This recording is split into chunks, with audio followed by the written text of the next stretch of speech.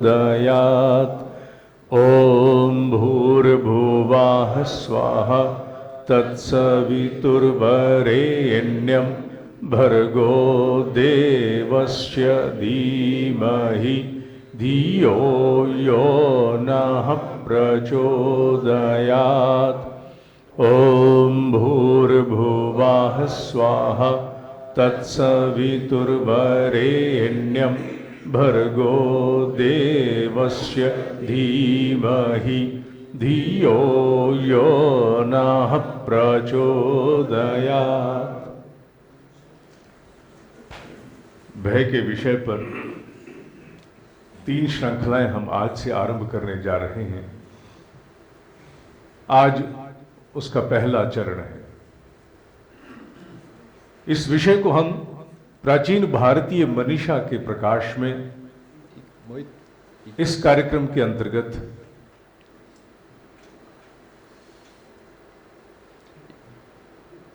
मैं आगे बढ़ूं। इको बहुत ज्यादा है।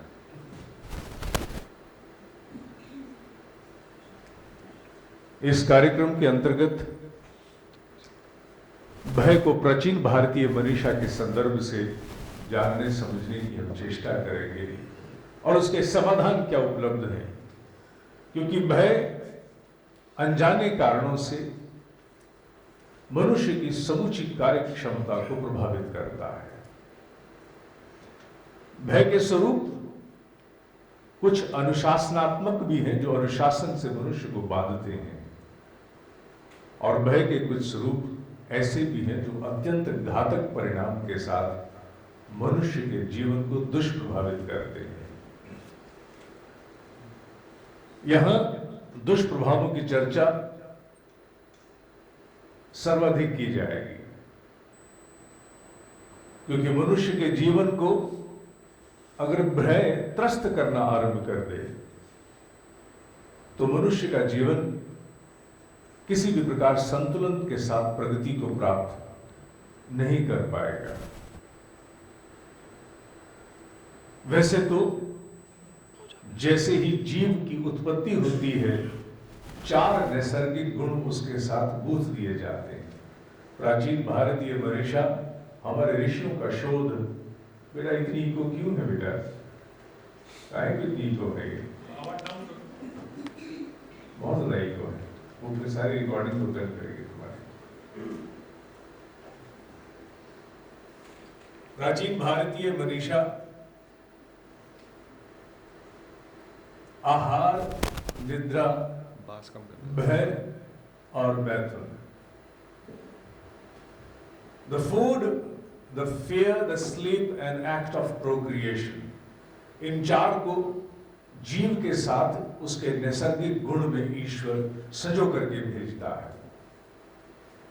इनके बिना मनुष्य के यहां, मनुष्य नहीं जीव प्राणी मात्र की इस पूरी सृष्टि पर, चाहे वो वनस्पति जगत हो या कोई भी हो, इस पूरी सृष्टि में उसके लिए यहां टिक पाना असंभव है। इन 4 की आवश्यकता सारे प्राणी मात्र को है। समस्या वहां आरंभ होती है जहां मनुष्य की योनि में जीव पहुंचता है। उत्तरोत्तर प्रगति प्राप्त करते हुए जब वो जीव मनुष्य की योनि में प्राप्त होता है तो उसे नर पशु के रूप में सबसे पहले जीवन प्राप्त होता है। अर्थात दिखने में वो नर है, लेकिन वृत्तियों के आधार पर वो अनेकों स्तरों पर पशु है।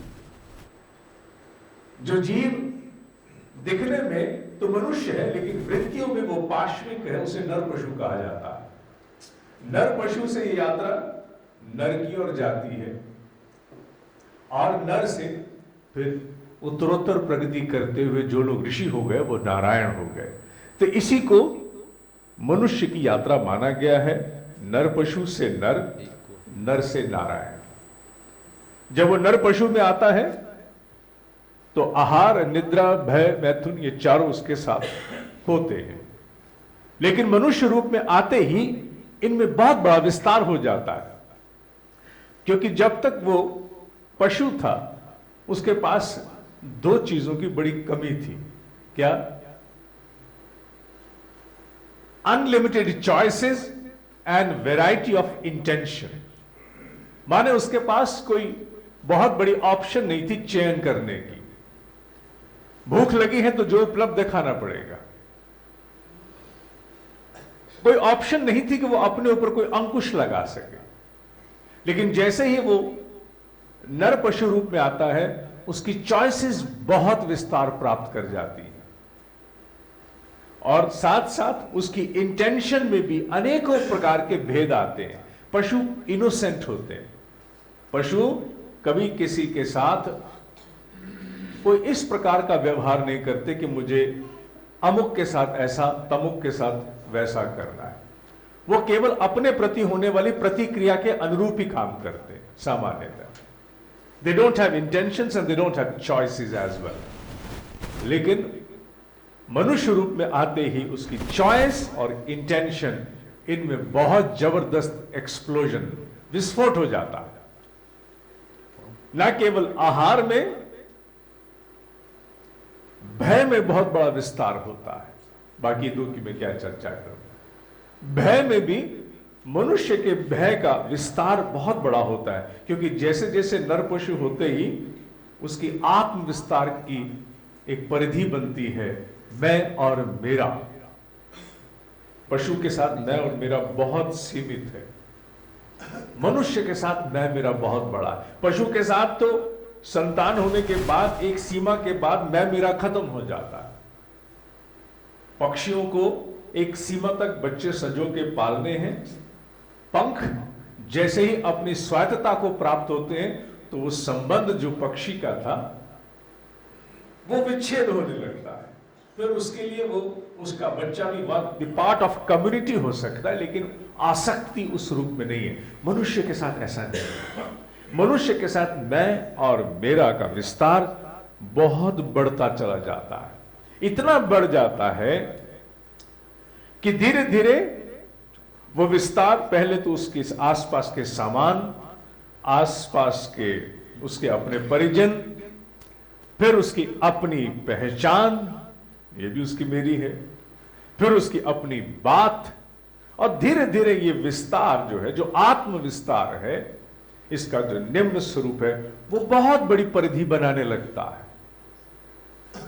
और जब मनुष्य की आत्म विस्तार की परिधि बहुत बड़ी हो जाती है, मेरा पेन, मेरा मोबाइल, मेरा हैंकी, मेरी बॉटल, मेरा दोस्त, मेरा बेटा, मेरा घर, मेरा अकाउंट, मेरा ईमेल अकाउंट, मेरा व्हाट्सएप अकाउंट, मेरा फेसबुक अकाउंट, वो जो कुछ है विस्तार, मेरी बात, मैंने ऐसा कहा था, मेरी सोच, मेरी योजना, मेरी सफलता, मेरी असफलता, जब ये पूरे का विस्तार होता है तो साथ साथ एक भाव और उभरता है जो हर जगह गुथ गया। आहार हर जगह गुथे न गुथे, निद्रा गुथे न गुथे, लेकिन भय मनुष्य के आत्म विस्तार की समूची श्रेणियों में व्याप्त हो जाता है। उपनिषद यही कहता है, गीता ने तो बड़े मुख स्वर में भी कहा है कि भय का दूसरा नाम कुछ खोना है। कुछ खोना ही तो भय की उत्पत्ति करता है, और जब कुछ खोने को बचता नहीं तो भय भी पलायन कर जाता है। भगत सिंह के पास खोने को कुछ नहीं था। अभी कुछ ही दिन पहले हम लोगों ने उनके महाप्रयाण का दिन हम लोगों ने मनाया। भगत सिंह के पास पाने को आकाश था, खोने को कुछ नहीं था, इसलिए वो भयभीत नहीं था। भयभीत वो तब होता जब उसके पास खोने को कुछ भी रह जाता। जब कुछ नहीं रहा तो भय भी चला गया। यह अवस्था महायोगियों को प्राप्त होती है। हम जैसे सामान्य जीवों को यह अवस्था प्राप्त जल्दी से नहीं हो पाती। जीवन मुक्त आत्माओं को यह अवस्था प्राप्त होती है कि उनके पास वैराग्य की ऐसी स्थिति आ जाती है, त्याग की ऐसी अवस्था आ जाती है जहां खोने को कुछ नहीं बचता। तो जहां खोने को कुछ नहीं, वहां भय कहां से आएगा।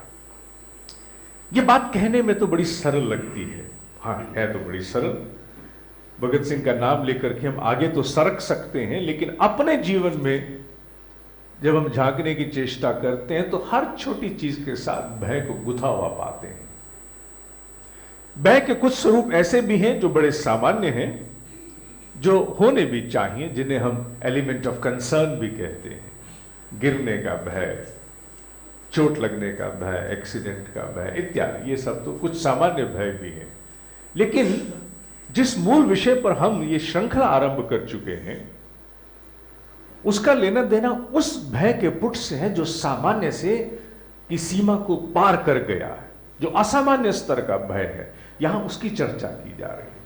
वो भय जो मनुष्य के संस्कारों में आ गया है, क्योंकि मनुष्य अतीत से अनेकों जन्मों की स्मृतियां लेकर के आया है, अनेकों अनेकों तरह की स्मृतियां लेके आया है, और उन स्मृतियों में जो कुछ भी अंकित है विशेष रूप से भय के रूप में, वो उसके आने वाले जीवन को अदृश्य स्तर पर दुष्प्रभावित करता है। महायोगी सत्यानंद जी ने कहा है, सत्येंद्र जी ने कहा है कि संस्कारों में छिपा हुआ भय जल्दी से ना तो पहचाना जाता है, न अपने जीवन में होने वाली बहुत सारी कमियों का स्रोत उसके साथ दिखता है। मनुष्य के सतही मन को, the apparent mind, the conscious mind, उसे कुछ समझ नहीं आता कि मैं ऐसा क्यों कर जाता हूं, मैं ऐसा क्यों कर जाता, ऐसा क्यों हो जाता है। लेकिन उसके अपने अवचेतन की गहराइयों में वो संस्कार से आया हुआ भय उसके पूरे व्यवहार को, उसकी पूरी की पूरे निर्णय लेने की क्षमताओं को दुष्प्रभावित करता है। लेकिन जैसे जैसे मनुष्य साधनात्मक जीवन में आता है, ध्यान की गहराइयों में उतरता है, ये स्वामी योगीराज सत्येंद्र जी की बात मैं कर रहा हूं, और इसका अनुमोदन मेरे छुटपुट अनुभवों से भी है। वो ये कि मनुष्य जैसे जैसे ध्यान की कक्षाओं में धीरे धीरे ऊपर की ओर उठता है, कोई भी विधि हो, वैसे वैसे उसे अपने भीतर की कुछ गहराइयां अनुभव होनी शुरू हो जाती। कोई और कराए वो नहीं, क्योंकि बहुत से स्थानों पर मैंने सुना है पास्ट लाइफ रिग्रेशन इत्यादि के प्रयोग कराए जाते हैं। वहां अनेकों बार बहुत कुछ मनुष्य को बाहरी सूत्र सजेशन के नाते भी